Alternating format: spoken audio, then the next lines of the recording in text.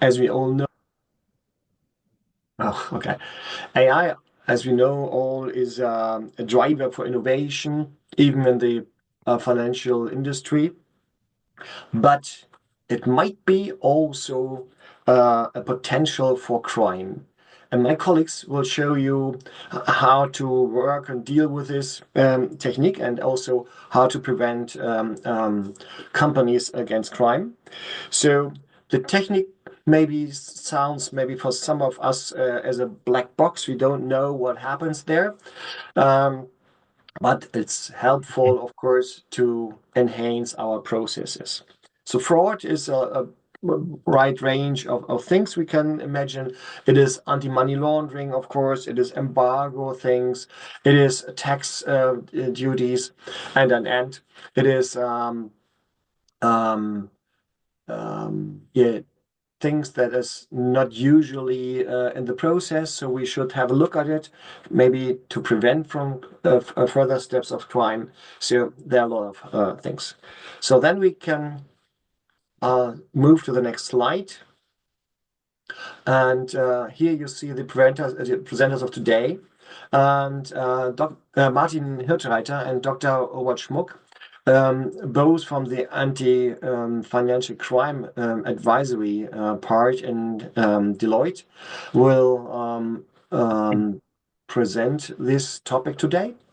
And they can introduce themselves best and better than me.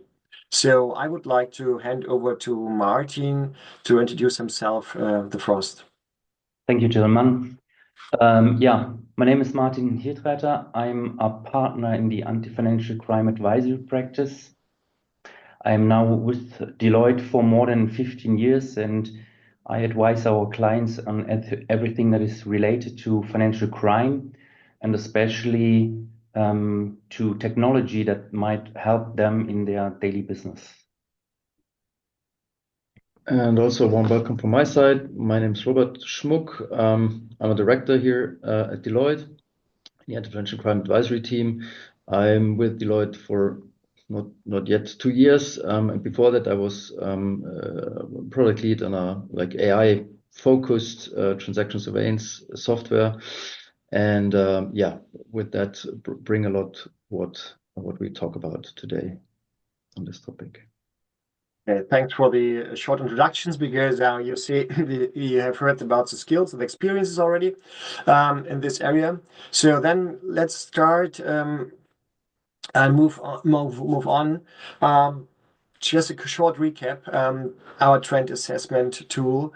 So what we do is we assess objectives, trends.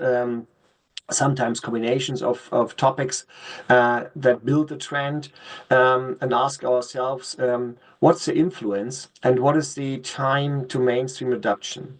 So, and then out of this question it raises, it is a question of urgency, or is it a point we only have to watch how it will develop in the future? So this topic today, of course, is a hot topic, is an act topic, because we see in our colleagues and experts in the market rated this topic as with a high influence and with a short mainstream adoption. So both both angles mean that is an act topic, an urgent topic. We should look at it, and maybe we have to do maybe some changes in our organization, some improvements to prevent from crime in this area. So with these words, this is the only one of the trend radar technique. I will hand over to the colleagues to present today this topic in detail. Okay, let's get it started. Thank you, Tillman, once again. So in the next half hour, we want to show you the potential of an AI overlay and how the first steps of implementing an AI overlay could look like. The concept of an AI overlay involves using AI to enhance the current setup without removing it. This is the idea behind an AI overlay.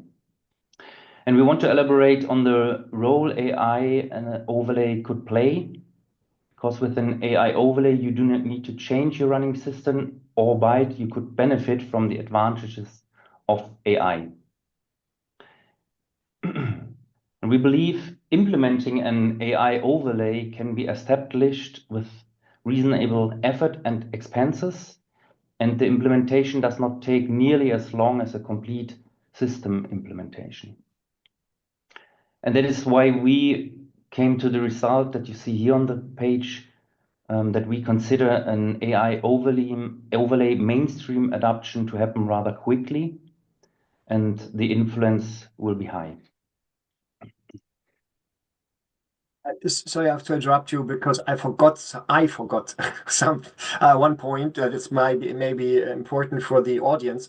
So you see on below on the screen this Q&A icon. So if you have a question, if you want to raise a question during the course, please type your question in the Q&A box. We will follow it and maybe we put it in directly in or at the end of the presentation. So there's number one already. It's only a test. Okay, it works. Good. So then, sorry, Martin, for interrupting you. Go on, please. Oh, good. Okay, let's start with having a brief look at the anti-financial crime world of today. The anti-financial crime community is globally spending more and more money as financial institutions have to navigate through regulatory compliance. And we see a rise in the number of regulations over the last years. Some of them are even contradicting or competing, which makes navigating more difficult as complexity increases. And this goes along with enormous costs through high amount of manual work for repetitive jobs, which is not just an investment in money, but also in manpower and time. And as a side effect, it has a high error rate. On the other side, reducing costs has emerged as a high priority in the AFC world. Nevertheless, we do not see AI adoption in anti-financial crime, especially not in Germany. However, we believe AI could help you to reduce the enormous costs and the high error rate and to deal with the complexity in the AFC world.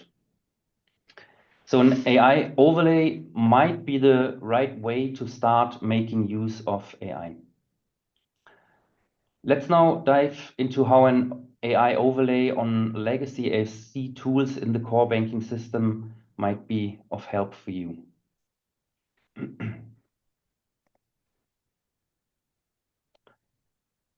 In our point of view, AFC compliance in general is the use case for AI because of the complexity you have to deal with. There's a high amount of data you are sitting on in your banks without making proper use of it. AI is designed to process big data rapidly and more precisely than rule-based logics ever could.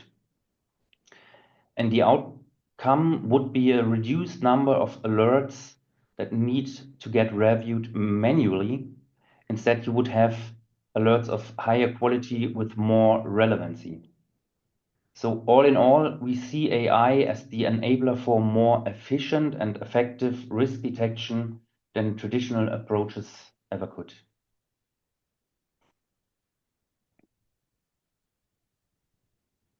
Okay, and to bring that a little bit to a deeper level, or not as deep as we can get, but like to at least touch a little bit on why that is. I brought along two visualizations I really liked and came across lately. On the left-hand side, rather on the micro level, how AI can help, for example, in transaction monitoring or transaction surveillance and all. And on the right-hand side, also more on a macro level, what impact AI can have on this setting, for example, in the example of transaction monitoring. So when we first look on the left-hand side of the slide and look on how currently traditional transaction monitoring is being performed, we see that, well, on a transaction or a set of transactions, typically several rules, static, if-then calculations are applied parallelly on a transaction. So in this example, which I brought, well, there's potentially a transaction where those 5 rules and even more are set against. And then, for example, in this case, one rule detected that there's a round amount, because usually round amounts are considered or connected to criminal behaviors, for example. So maybe that were a transaction of 20,000 euro whatsoever. Additionally, the same transaction hit because the money was transferred into a high-risk country. Let it be somewhere in the Balkans or in South America, wherever. And additionally, this amount was maybe very high for this particular client within the last 6 months, for example. So usually there were smaller amounts, maybe around 1,000 euro, 100 euro, 500 euro, and all of a sudden now this sudden increase towards 20,000 euros. So what happens in the traditional world? This raises 3 alerts, maybe combined in a user interface into one screen, but nevertheless there were 3 alerts generated. And all those 3 alerts, an investigator needs to now look at and needs to investigate and needs to research whether, in the end, we would have a true alert, something really suspicious, or whether it's a false positive, something where you would say, yeah, it hit, the rule hit, but in the end, it's a normal behavior. And potentially in this case, the analyst would come to the conclusion, well, this is an expat who's sending home money at this time now at Christmas to his family at home in whatever, Albania or somewhere in South America. And it's a pretty normal behavior. A lot of similar clients are doing the same, so nothing really suspicious. So this is what you would have then in the traditional world. Would have cost maybe 30, 40 minutes or something.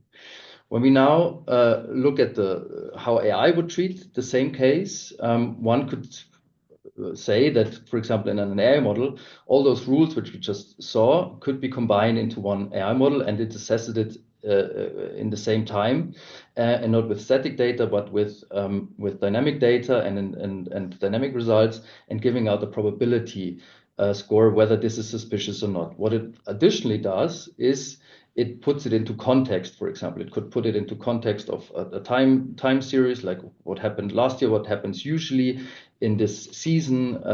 It could put it into context, for example, around similar clients. So is this a behavior what you see normally of this type of client, like an expat, whatever information you have on the client, etc., etc. And in the end, would probably come to the conclusion upfront, what the analyst needed to research first, that this is probably not a suspicious case. And so all in all, in this tiny example, one would have saved maybe already 30 minutes of time, of investigators' time, which could have been concentrated on something more relevant in the end. And this is how one could imagine a little bit what AI could do on a small scale. Bringing that to a broader level, to a more abstract level on the right-hand side, one could explain it a little bit differently, because usually, for example, in transaction monitoring, you always have the trade-off between, okay, how many true alerts, this would be the left axis, can I detect, compared to how much noise do I produce by detecting this, as how many false positives or false alarms do I detect. And usually it's quite a stable correlation. The more true alerts I want to detect, the more noise I produce. With AI, this problem won't be solved in its entirety. However, what AI can help with is shape this, or bring this curve more to the right. So having, for example, by the same amount of risk detection, of detection of true alerts, less waste, like as we had in the example before. Or on the other hand, by having exactly the same waste, detect more through certain certain models which are built and designed to detect anomalies. And this is hopefully I mean, there are a lot of explanations out there, some way to try to grasp how AI could in total help this process. By saying this, I briefly want to give a short overview on what actually are there, or what kind of use cases can there be in anti-financial crime, especially in terms when you look at, for example, transaction surveillance around screening, AML monitoring, customer risk ratings. What kind of use cases can you think of? And for that, I brought this little graphic here, depicting it more in an evolutionary stage. beginning on the left side. So this is where we are right now, in the sense of, okay, this is how we do it with rules. We detect risk by static if-then correlations. But then shifting a little bit now, and this is where we're starting now to get into it, is like enhancing the rule-based systems we have with AI on top of it.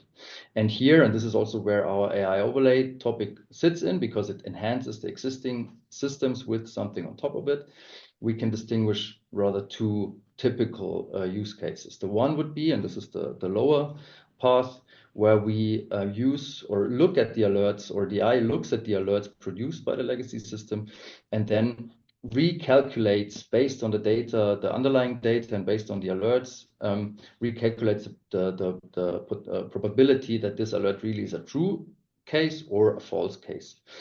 And here, like, I think a lot of efficiency gains can be, or are already on the radar and can be seen already, so that, for example, numbers in the likes of 50% of false positives can be rooted out, for example.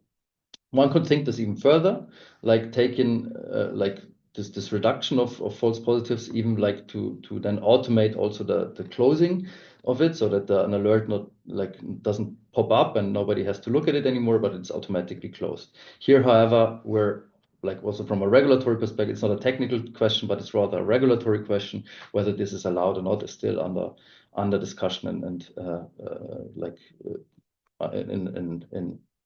as a debate, an ongoing debate. On the other hand, like not like the closing of false alarms would be the opening of things which we haven't seen so far, and this would be then also on top of a rule-based system. The rules are, well, if they're tuned very well, they can detect something, but usually like it's not a perfect way of detecting crime. And here also AI can help, especially, for example, with certain kinds of anomaly models, which can detect anomalies in behavior compared to peers and so on and so forth, and detect risk which would otherwise have been not visible to the bank or the institution. And those are the two main use cases. When we then look ahead, and this is where I think nobody knows how long this will take when we're there, one could also think about getting rid of rules entirely. Whenever that will happen, if that will happen, nobody knows. But when you think of the example I had before, it's potentially possible in the sense of that an AI model does not different things than rules in the end. So it takes risk factors and calculates kind of propensity for like true alert for crimes, etc., etc. However, there are other things. There are other things which prevent this for now, as like we're still don't have the trust in those technologies. Still, like some kind of best practices needs to be established on auditability, explainability, etc. That we can come actually to this stage at one point. So this should not bother us for now. For now, we're more or less in the middle of this slide. With that, I hand over to Martin again to go a bit deeper into what we mean by AI overlay. So another side effect of that AI overlay brings with it is that it helps to avoid the challenges that you typically have with a legacy replacement. Because in general, a system replacement decision would often involve large, long-term and costly projects. And it would demand the financial institutions' full focus as the processes would need to get fully adapted to the new world. The new system would need to get set up and recalibrated, and the data migration would be very time-consuming. This would include sourcing new data points, build new data connectors, and to perform the data mapping. An AI overlay helps to avoid those legacy replacement challenges. However, there are AI adoption barriers that need to be overcome. Just a few examples here on the right. In a very general way, the missing trust in new technology, the reluctance to change in general, or even sometimes it is fear of any new technology. and not to forget the uncertainty about the regulator's view on AI usage, as Robert just mentioned before. However, from what we have seen and from the talks we have been involved, BaFin is quite open for AI. And the restrictions of using a black box is something today's AI solutions are able to fulfill with the correct implementation and calibration. But what financial institutions need to assure from a technical compliance side is, of course, model validation, the model transparency, and the model explainability. Let's now have a look how an AI overlay setup could look like. In a very simple illustrative way, this is how it could look like. In general, and as a prime use case, an AI overlay is used on top of alerts produced by a legacy system. So, for example, on rule-based AML transaction monitoring alerts. And what all AI overlay systems have in common is that they enrich the results of the existing system. The AI overlay calculates an explained score based on the output of the legacy system. Therefore, the legacy system forwards the risk score and the underlying data to the AI overlay system. The model of the AI overlay system recalculates then the risk score based on available data points. And the recalculated risk score, together with the explainable case narrative, will then be sent back to the legacy case manager. And this explanatory information is ideally a breakdown of all decision factors, the features used by the model, and their respective weighting, written in plain, human-readable text.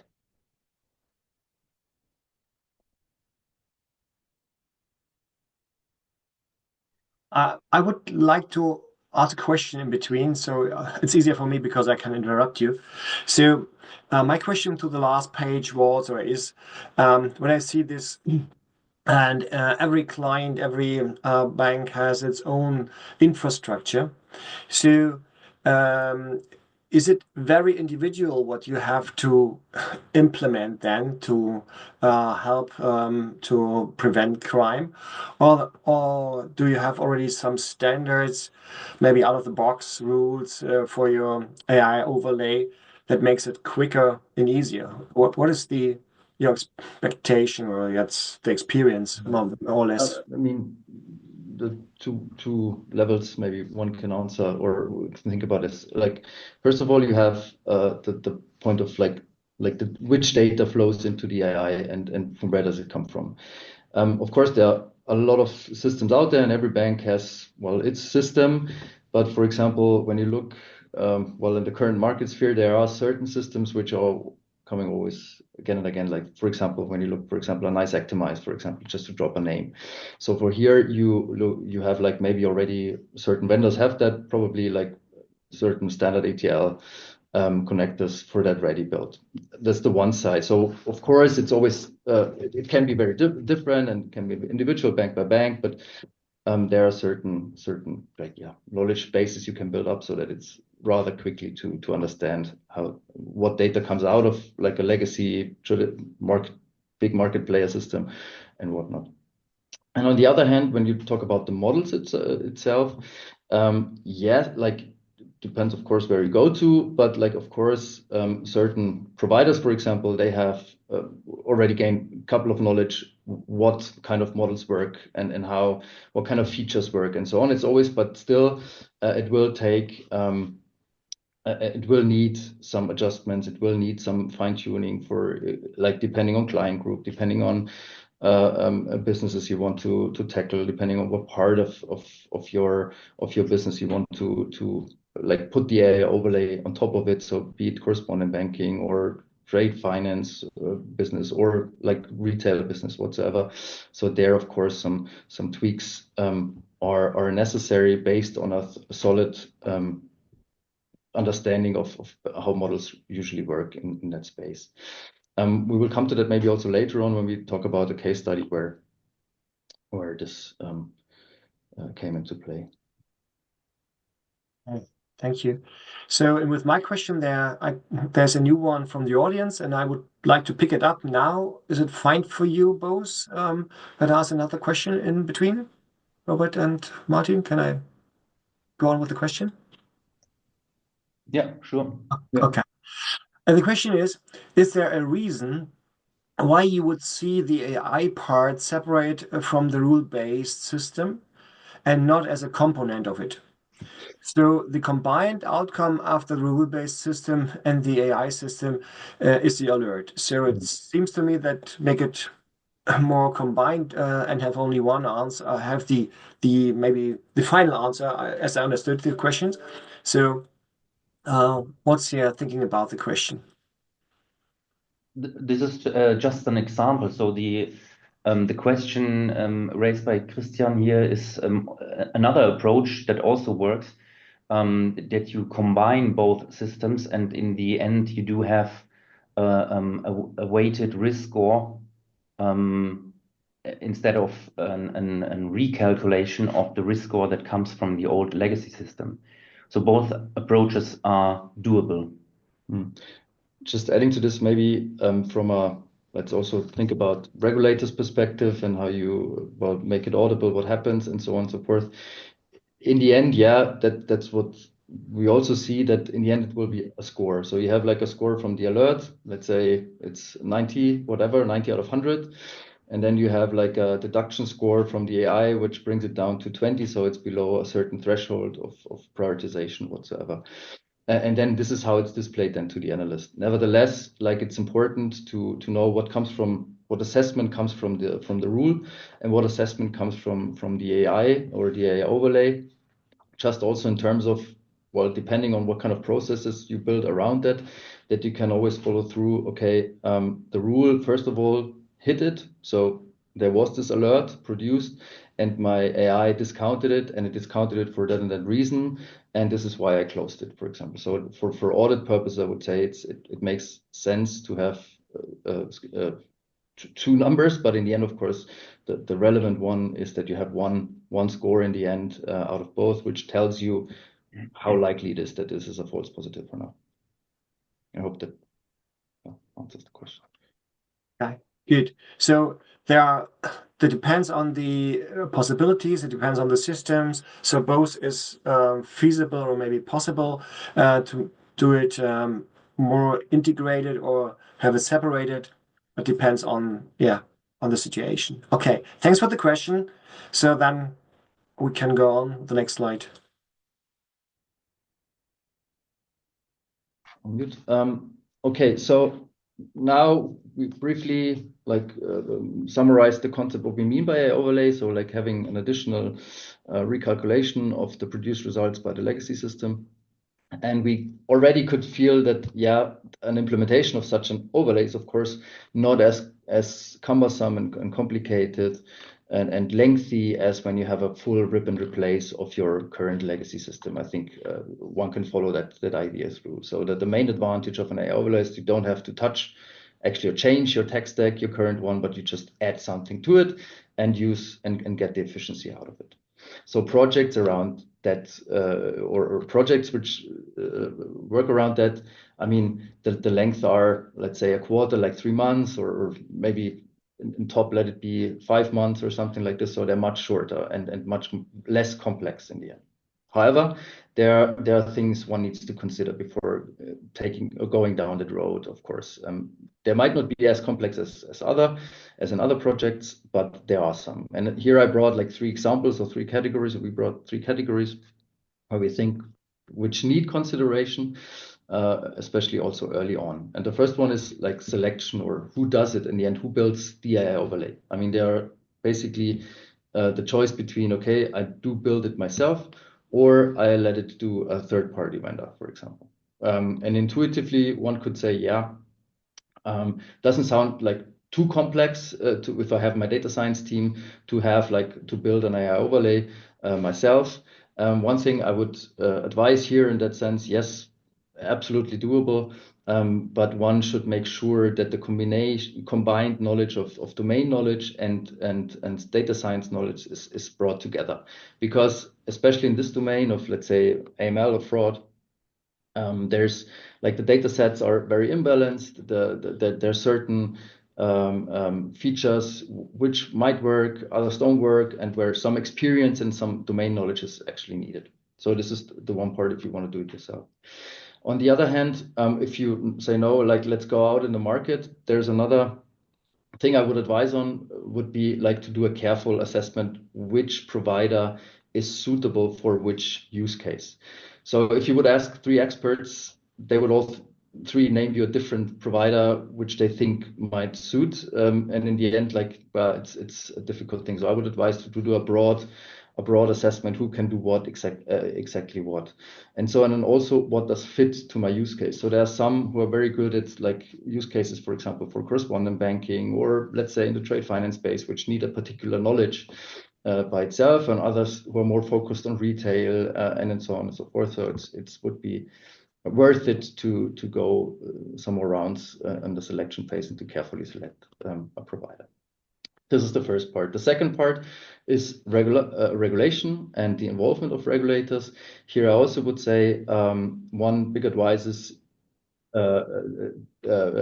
contact them and involve them as early as possible into your projects, so that you avoid to go live to get something in production, and in the end it turns out that the processes you implemented or the way you configured your explainability or whatsoever does not fit the requirements and the needs of the regulator, and then you have to, in the worst case, re-screen or reassess all your transactions again, and then this is kind of a real effort.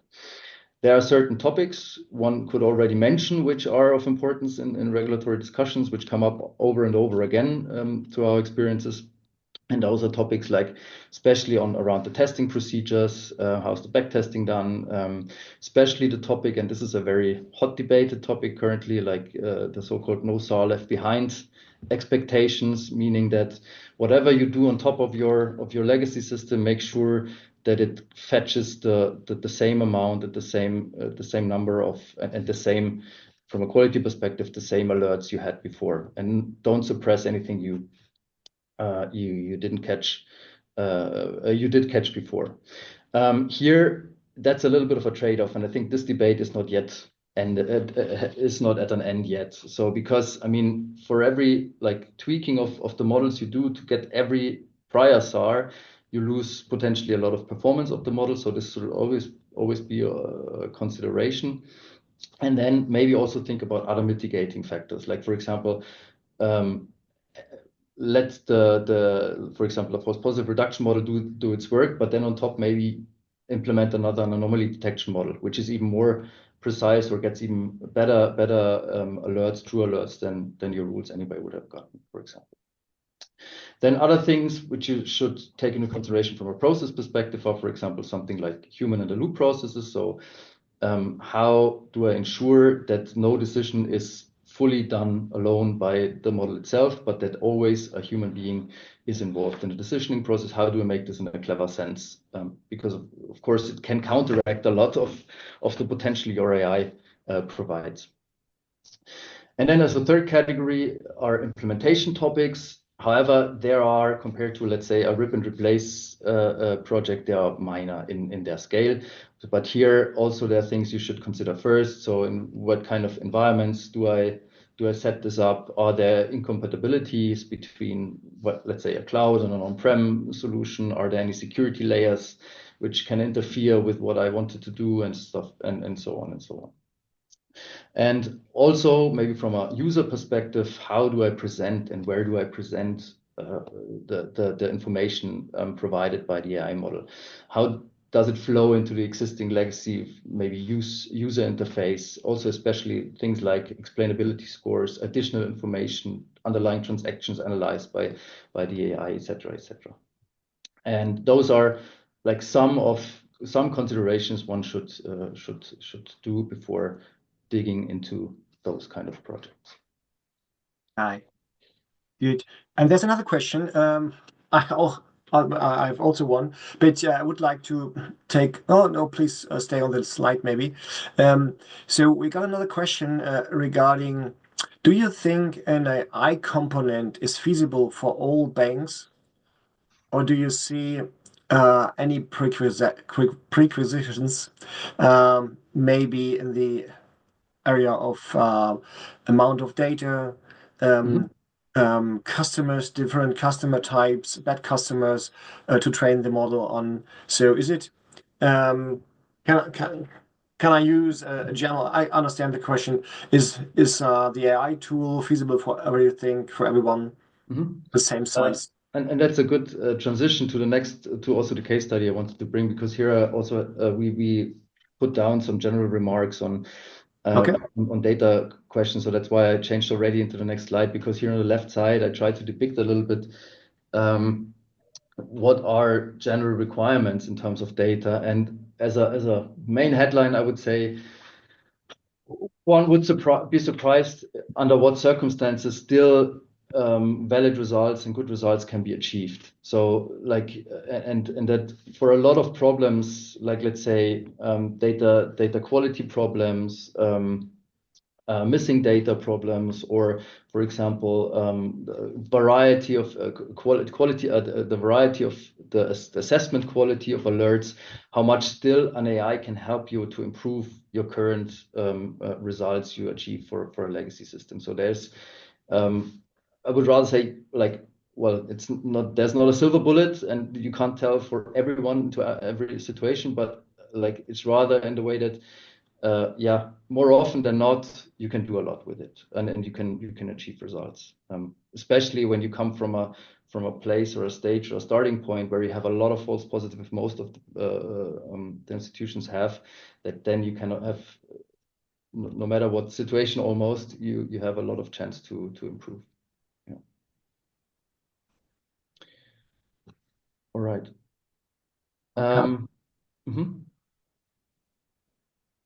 So, sorry, did I interrupt you? No, I just wanted to like if there's another follow-up on that or another question, but Yeah. not in order. But if you say, I interrupt you again. Sorry. But if you say you haven't the example in the results below, you're writing not catching one true alert per month. So is it a good or a bad thing? Is the model then right? What is the what would be your answer?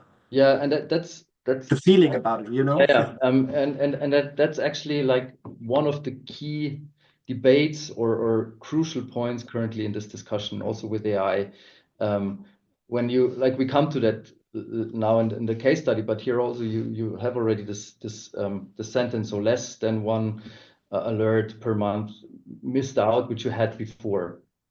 And there are several answers, and it's not an easy question to answer, but on the one hand, yeah, it sounds not good. If you have like, let's say, I don't know how many good alerts, let's say 10 or 20 or 50 or 100 per month, and you miss out on one because your AI just suppressed it, but it shouldn't have suppressed it.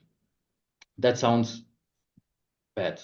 On the other hand, by doing that, what the AI achieved on the same time, it freed your personnel, let's say, of 50% of time to focus on the ones you detected, and freed the time to do a proper investigation and to work on those alerts properly.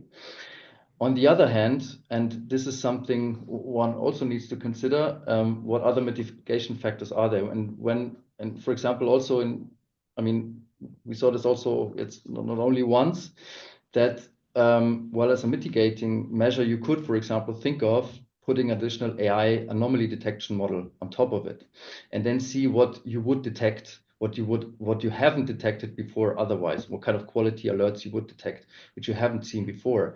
And there, the numbers are also sometimes quite interesting and surprising that, well, this one, maybe with the suppression, you didn't get this one alert, but actually what you anyway didn't get beforehand was quite even more. And there, I think this combination, especially out of like a false positive reduction model on one hand, which frees up the resources, and on the other hand, an anomaly model, which can, on top of your rules, detect things you haven't seen before, but which are crucial from a risk perspective. I think that would be probably a better way forward than just to tweak the models to get really every SAR, and then the model performance drops, I don't know, 50, 80, whatever %, and you didn't gain anything out of this. So, but it's still a debate, and this, well, currently, I think the perception of the regulators is also no SARs left behind. But I don't know if this is the right approach into the future. But well, one could think of, okay, then let's tune the models so strictly that you get every SAR in the end. But then in the end, like your false positive reduction is then at 20 or whatever %, or even if you name a number and it's even low, it's lower in the end. But when you rather would turn it around a little bit and say, okay, yeah, let's maybe have this one SAR not and reduce it to 50%, and on top of we do another model and then detect really other cases which we haven't seen before, is I think the better solution in the end. But yeah, it's a debate, and that's a very crucial topic to be discussed also in the ongoing months and years. Yeah. And you gave me a keyword, another keyword, regulator, and you are an auditor. So I or maybe you said already black box in this concern. So my question is, so the regulators, and do they think they can understand your rules, your approach in this AI, or is it a black box for them? Do they have the skills and capabilities to intellectual follow, or to test if your models are right or maybe wrong?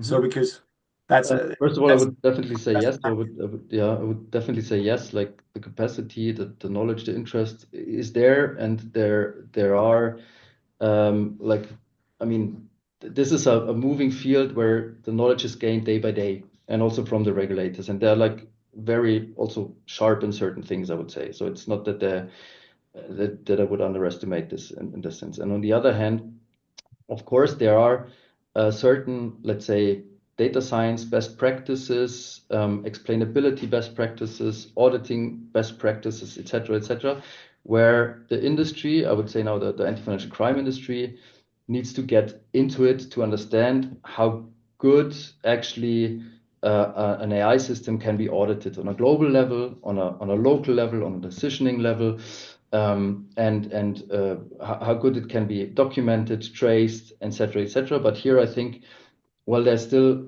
a way to go, that we as an industry learn more about the best practices there and get more involved into this best practice to understand, yeah, it's like, of course, the calculation of a model itself, like whether it is one node, whether it now is 1 or 0, whatever, you can never retrace this. But what you could do is, you on a global level, why does the model decide, on which features does it decide, on which data was it trained, who trained it, when was it trained, when was it put into production, what on a single decision level, even which factors weighted into this decision, with what kind of weight, and so on and so forth. There's so much you know or can know about and can audit about a model, that I think, like, it's just my personal opinion, the more we get into those data science best practices and model ops best practices and model governance best practices, the more we understand this, the less this is a problem in the end, I think. Yeah, thanks. So then I won't interrupt you anymore. Yeah. So, and just also to close up, or not yet close fully up, but like as an end showcase, we brought one case study, a rather conservative one, but like, I mean, there are others where you have better results even, but like to not overplay in that sense.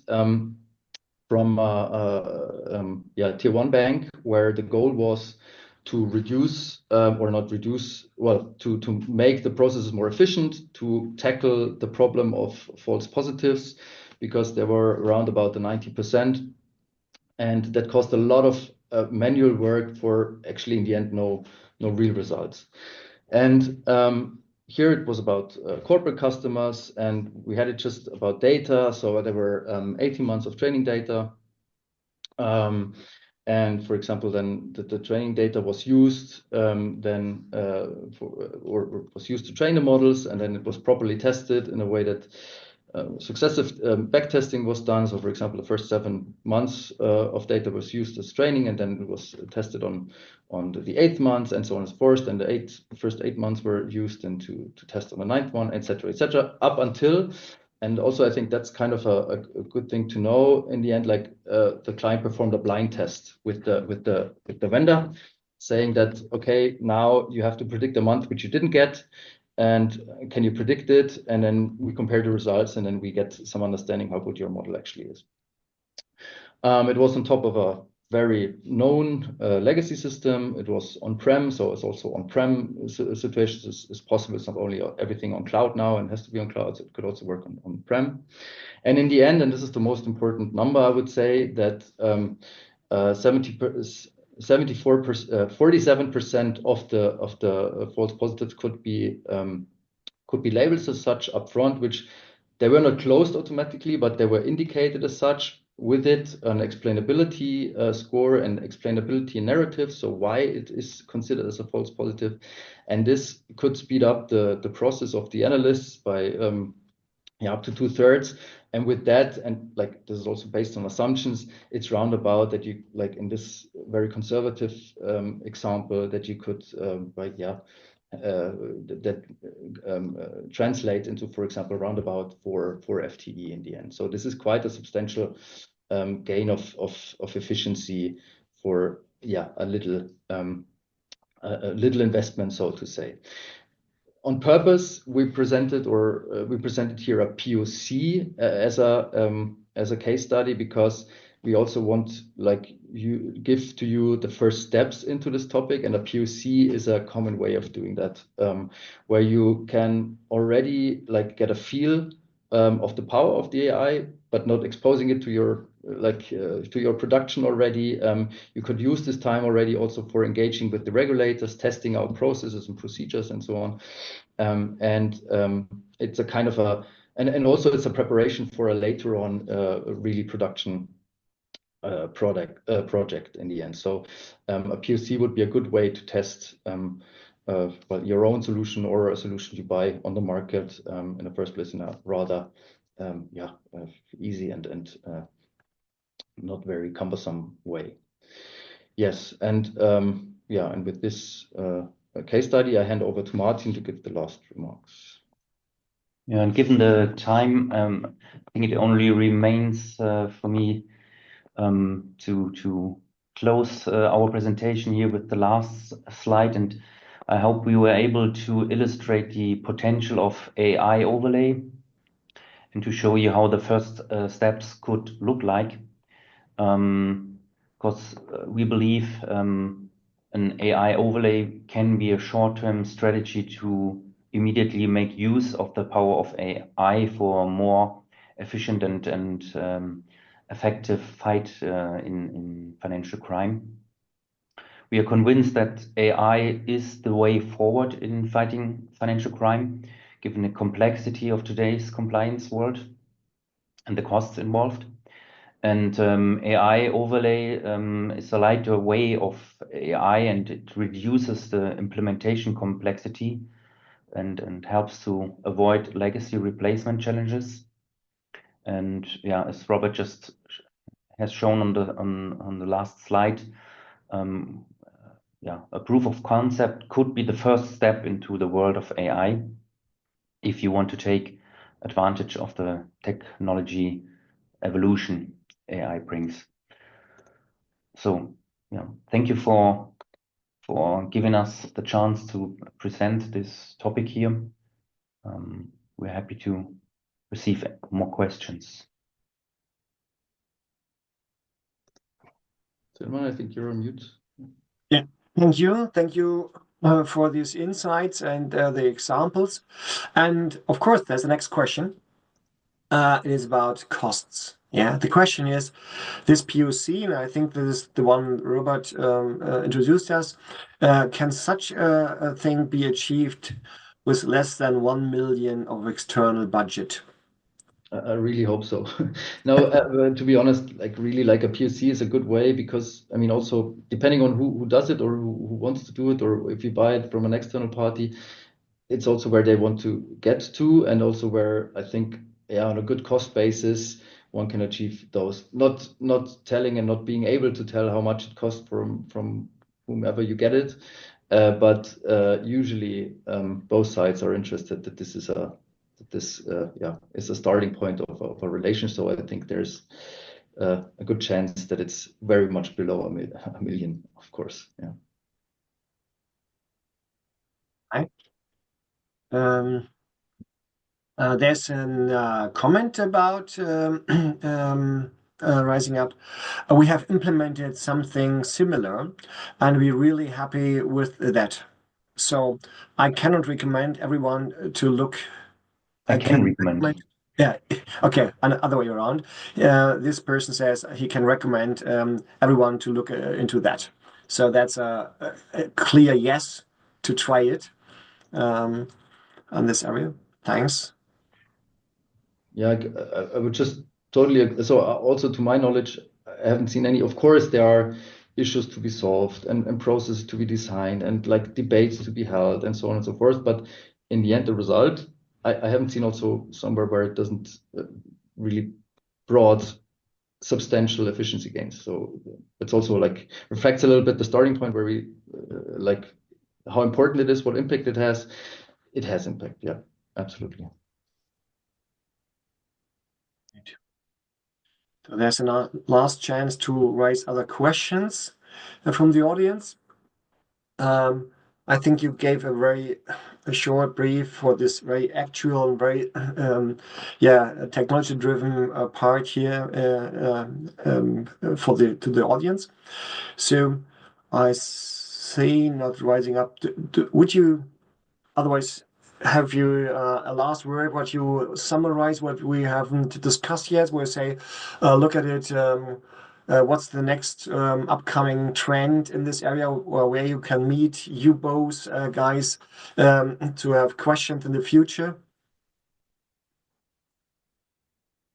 Yeah, more than happy to receive any email. I think the slides will be shared afterwards. And there will be a Bankentag as every year next March. The save the date will be sent out, and also there we are more than happy to get in touch with anyone interested on that topic. Sounds good. So Bankentag, and of course share the presentation and with your contact dates. So that's then done. Okay. So then we are at the end of the today's topic, AI overlay, and then I can give you an outlook what's coming up in the next both webcasts. So we jump into the year 25. In January, we have and there I start in German, Impulse für die Transformation der Finanzwelt. So this, maybe I can go on in Germany for this part.